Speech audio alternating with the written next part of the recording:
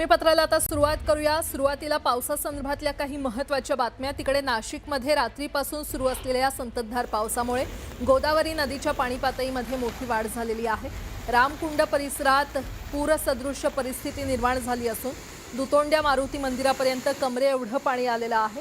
गोदाघाट परिसरातील अनेक लहान मोठी मंदिरं पाण्याखाली गेली असून नदीकाठावरील टपऱ्या आणि दुकानं तातडीनं हटवण्याच्या सूचना प्रशासनानं केलेल्या आहेत।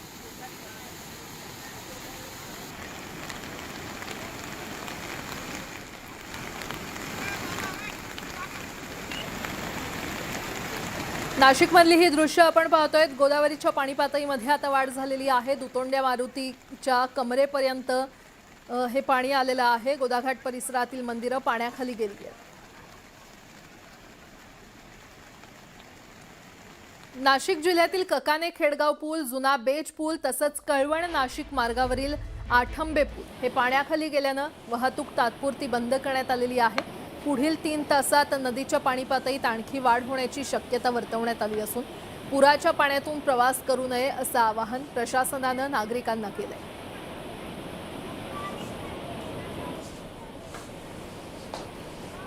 आणि या संदर्भात अधिक माहिती देत आहेत माझे सहकारी लक्ष्मण घाटोळ आपल्यासोबत जोडले गेलेले आहेत। लक्ष्मण, नाशिकमध्ये पुन्हा एकदा पावसाने जोरदार सुरुवात केलेली आहे। मुसळधार पावसामुळे अनेक नद्यांना पूर आला असल्याचं पाहायला मिळतंय, काय अपडेट?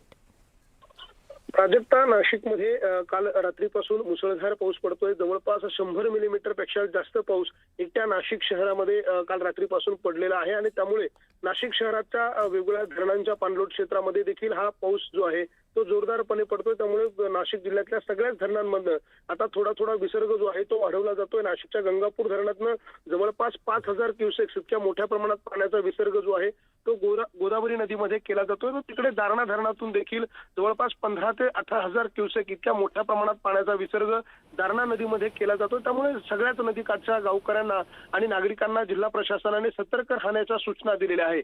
नाशिकच्या पुराचं मापदंड सांगितल्या जाणाऱ्या दुतोंड्या मारुतीच्या कमरेच्या वरपर्यंत पाणी आल्याचं आपल्याला पाहायला मिळतंय। त्यामुळे नाशिकच्या गोदा काठावरची सगळी मंदिरं ही देखील पाण्याखाली गेलेली आहे। या मंदिरांना पुराच्या पाण्यानं वेढा घातलेला आहे। रामकुंड, लक्ष्मणकुंड, सीताकुंड हे सगळे 3ही प्रमुख कुंड जे आहेत हे देखील पाण्याखाली आलेले आहे। तर गंगा गोदावरी मंदिर असेल, गांधी ज्योत असेल ही देखील निम्म्यापेक्षा जास्त पाण्याखाली आलेली आहे। त्यामुळे नाशिकच्या सराफ बाजार आणि इतर परिसरामध्ये नागरिकांना सतर्क राहण्याच्या सूचना प्रशासनाच्या वतीनं दिलेल्या आहे। आता देखील नाशिकच्या गोदावरी धरणाच्या पाणलोट क्षेत्रामध्ये आणि गोदावरी नदीच्या पाणलोट क्षेत्रामध्ये संततधार पावसाची सुरू आहे आणि त्यामुळे या भागामध्ये पाऊस वाढल्याने पुन्हा एकदा गोदावरीच्या पाणी पातळीमध्ये वाढ होऊ शकते। त्यामुळे गोदाकाठच्या नागरिकांना सतर्क राहण्याच्या सूचना प्रशासनाने दिलेल्या आहेत। तर शहरातल्या गोदाकाठचा परिसर असो किंवा पुढे सायखेडा, नांदुरी या भागातल्या नागरिकांना देखील सतर्क राहण्याच्या सूचना दिल्या आहेत। इतकंच नाही तर नाशिक जिल्ह्याच्या कळवण असेल, दिंडोरी असेल, ननाशी असेल या भागात देखील मुसळधार पाऊस पडतो। इगतपुरी आहे, त्र्यंबकेश्वर आहे या भागात देखील मुसळधार पाऊस पडतो आणि त्यामुळे या भागातील छोट्या नद्या नाल्या ज्या आहेत त्यांना देखील पूर आल्याचं पाहायला मिळते। अनेक पुलांवरनं पाणी गेले, त्यामुळे काही भागांमध्ये पूल जे आहे ते वाहतुकीसाठी बंद करण्याचा निर्णय प्रशासनाने घेतलेला आहे। आणि एकूणच जर आपण प्राजक्ता बघतोय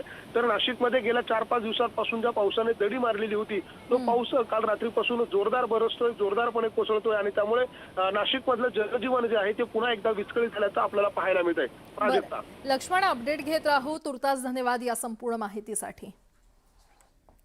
तिकडे कोल्हापूर जिल्ह्यामध्ये धरण क्षेत्रामध्ये सुरू असलेल्या मुसळधार पावसामुळे पूरस्थितीची तीव्रता वाढू लागलेली आहे। पंचगंगा नदी दुसऱ्यांदा पात्राबाहेर गेली असून जिल्ह्यातील तब्बल 23 बंधारे पाण्याखाली गेलेले आहेत। त्यामुळे अनेक भागातील वाहतुकीवर परिणाम झालाय। राधानगरी धरण 85% भरलं असून धरणातून 300 क्युसेक वेगानं पाण्याचा विसर्ग सुरू करण्यात आलेला आहे। संभाव्य पूरस्थिती लक्षात घेता नदीकाठच्या गावातील नागरिकांनी सतर्क राहावं आणि प्रशासनाच्या सूचनांचं पालन करावं असं आवाहन करण्यात आलंय।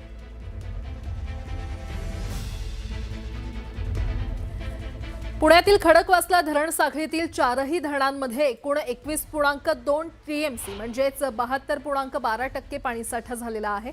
खडकवासला धरण 88.52%, पानशेत धरण हे 76.44%, वरसगाव 71.5%, तर टेमघर धरण 54.68% भरलेलं आहे। गेल्या 12 तासात टेमघरमध्ये सर्वाधिक 197 मिलीमीटर, पानशेत इथे 84 मिलीमीटर आणि वरसगाव इथे 69 मिलीमीटर पावसाची नोंद झाली आहे। त्यामुळे धरणातील पाणीसाठ्यात सातत्यानं वाढ होते.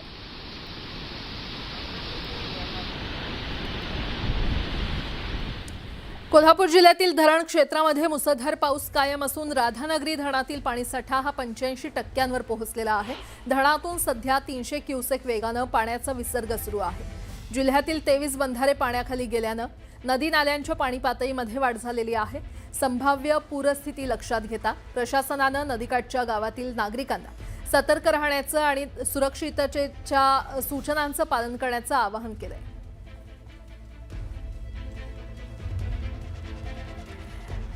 पालघर जिल्ह्यामध्ये मुसळधार पाऊस सुरू असून सूर्या प्रकल्पातील धामणी धरणाचे 5 दरवाजे हे 75 सेंटीमीटरनं उघडण्यात आलेले आहेत. धामणी आणि कवडास धरणातून 37,303 क्युसेकनं सूर्या नदीमध्ये पाण्याचा विसर्ग सुरू आहे आणि त्यामुळे नदीची पाणी पातळी झपाट्यानं वाढते. धामणी धरण हे 93% भरलं असून कवडास धरण ओव्हरफ्लो झालेलं आहे. दरम्यान प्रशासनानं सूर्या नदीकाठच्या 65 गावातील नागरिकांना सतर्कतेचा इशारा दिलाय.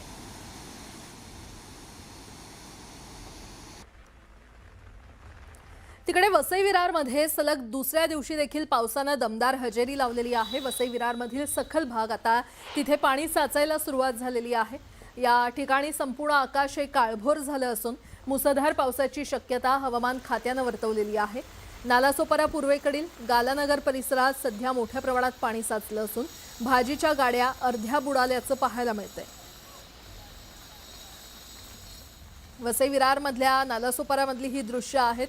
अनेक सखल भागांमध्ये पाणी साचायला सुरुवात झालेली आहे आणि येणारे पुढचे काही तास हे वसई विरारसाठी अतिशय महत्त्वाचे असतील, कारण मुसळधार पावसाची शक्यता हवामान खात्याकडून वर्तवण्यात आलेली आहे.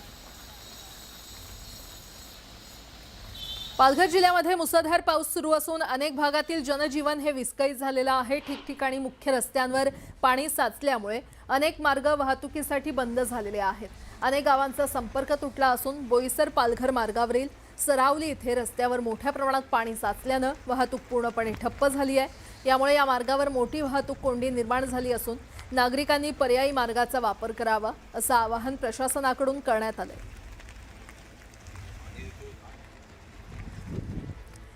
पालघर जिल्ह्यामध्ये मुसळधार पावसामुळे जनजीवन विस्कळीत झालेलं आहे. डहाणू तालुक्यातील कासा इथे पुराच्या पाण्यात अडकलेल्या एका कुटुंबातील 4 जणांची स्थानिकांनी रस्सी आणि ट्यूबच्या सहाय्यानं सुखरूप सुटका केलेली आहे. दरम्यान डहाणू आणि तलासरी तालुक्यांमध्ये अतिवृष्टीचा इशारा लक्षात घेऊन शाळा आणि महाविद्यालयांना सुट्टी जाहीर करण्यात आलेली आहे.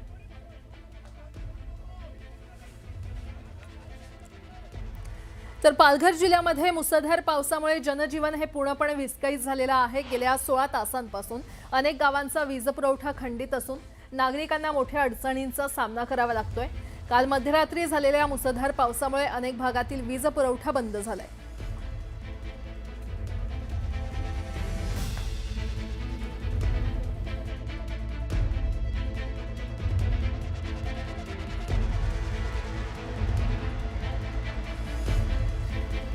वसई विरारमध्ये सलग दुसऱ्या दिवशी देखील पावसानं दमदार हजेरी लावलेली आहे. वसई विरारमधील सखल भाग आता पाण्याखाली जाऊ लागलेले आहेत.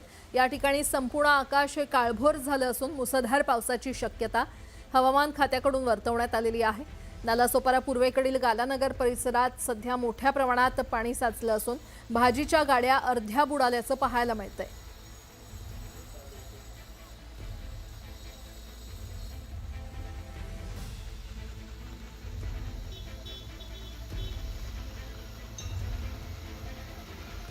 या जिल्ह्यामध्ये सलग चौथ्या दिवशी पावसाची रिपरिप कायम असून गेल्या 24 तासात देवरी, सडक अर्जुनी आणि अर्जुनी मोरगाव या 3 तालुक्यात अतिवृष्टीची नोंद झालेली आहे. धरण क्षेत्रामध्ये देखील पावसाचा जोर कायम असल्यानं पुजारी टोला धरण तुडुंब भरलं असून त्याचे 3 दरवाजे उघडण्यात आलेले आहेत. त्यामुळे नदी नाले दुथडी भरून वाहत असून नदीकाठच्या गावांना प्रशासनाकडून सतर्कतेचा इशारा देण्यात आलाय.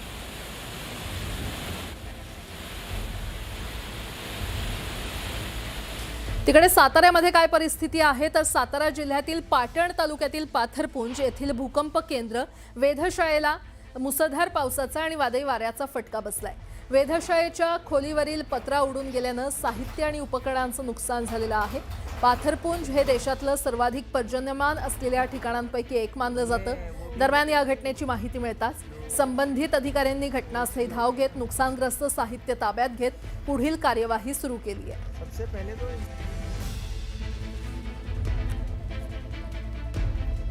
आता पाहूया सोलापूरची स्थिती। सोलापूरमध्ये देखील मुसळधार पाऊस पडतोय आणि त्यामुळे उजनी धरणाच्या पाणीसाठ्यामध्ये सातत्याने वाढ होते। धरणातील उपयुक्त पाणीसाठा हा 53.75% पोहोचलेला आहे, तर धरणातील उपयुक्त पाणीसाठा 815.55 दशलक्ष घनमीटर इतका नोंदवण्यात आलाय। धरणाची जलपातळी 494.525 मीटर असून धरणातील एकूण पाणीसाठा 2611.36 दशलक्ष घनमीटर इतका झालाय।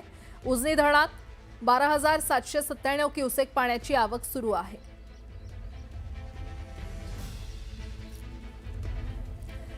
चांदोली धरणाच्या पाणलोट क्षेत्रामध्ये मुसळधार पाऊस सुरू असून धरणातील पाणीसाठा हा 75.13% पोहोचलेला आहे। पाथरपुंज इथे गेल्या 24 तासात 181 मिलीमीटर पावसाची नोंद झाली असून धरणात 15,275 क्युसेक वेगानं पाण्याची आवक सुरू आहे। धरणातून सध्या विसर्ग सुरू करण्यात आलेला नाही। दरम्यान हवामान खात्यानं चांदोली पाणलोट क्षेत्रात पुढील 48 तास अतिवृष्टीचा इशारा दिल्यानं प्रशासन सतर्क आहे।